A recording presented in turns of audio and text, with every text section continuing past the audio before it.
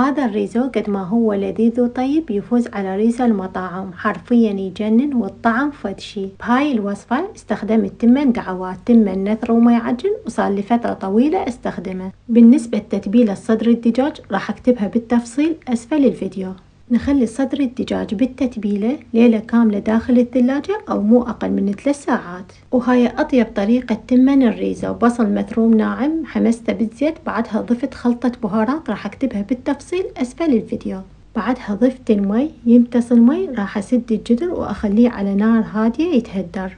كوب طحين 3 كوب نشا، والنص الباقي من بهارات الريزو أخلطهم. أطلع صدر الدجاج من التتبيلة وأخليه بالطحين، أضغط عليه بهذا الشكل وبشوفوا القرمشة شلون يتجنن. وهم أسفل الفيديو راح أكتب لكم الخطوات بالتفصيل. وهذا التمن بعد التهدير شوفوا شلون نثري. القلب زيت غزير وحامي، الدجاج مستوي من الداخل ومقرمش من برا، وألف عافية.